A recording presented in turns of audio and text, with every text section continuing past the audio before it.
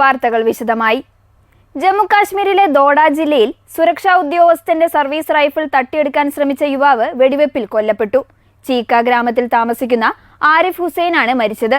സംഭവത്തിൽ പിടിവലിക്കിടെ 3 special operations group ഉദ്യോഗസ്ഥർക്ക് പരിക്കേറ്റിട്ടുണ്ട്.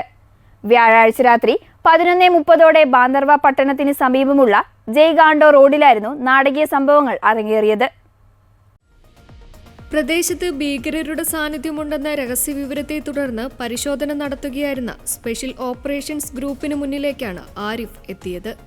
സംശയാസ്പദമായ സാഹചര്യത്തിൽ കണ്ട ഇയാളെ ഉദ്യോഗസ്ഥർ തടഞ്ഞു നിർത്തി ചോദ്യം ചെയ്യുകയായിരുന്നു. എന്നാൽ ഇയാൾ പെട്ടെന്ന് പോലീസുകാരെ ആക്രമിക്കുകയും സുരക്ഷാ ഉദ്യോഗസ്ഥന്റെ തോക്ക് തട്ടിയെടുക്കാൻ ശ്രമിക്കുകയുമായിരുന്നു. തുടർന്നുണ്ടായ കടുത്ത പിടിവലിക്കിടയിലാണ് പോലീസിന് വെടിയുതിർക്കേണ്ടി വന്നത്. വെടിയേറ്റ ആരിഫിനെയും പരിക്കേറ്റ 3 പോലീസുകാരെയും ഉടൻ തന്നെ ആശുപത്രിയിൽ എത്തിക്കുകയും തുടർന്ന് വിദഗ്ധ ചികിത്സയ്ക്കായി ഗവൺമെന്റ് മെഡിക്കൽ കോളേജിലും പ്രവേശിപ്പിച്ചെങ്കിലും ചികിത്സയിലിരിക്കെ ആരിഫ് മരണപ്പെടുകയായിരുന്നു.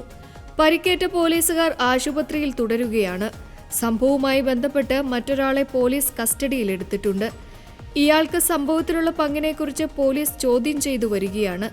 സംഘർഷ സാധ്യത കണക്കിലെടുത്ത് പട്ടണത്തിൽ CRPFനെയും ജമ്മു കാശ്മീർ പോലീസിനെയും അധികമായി വിന്യസിച്ച് സുരക്ഷ കർശനമാക്കിയിട്ടുണ്ട്.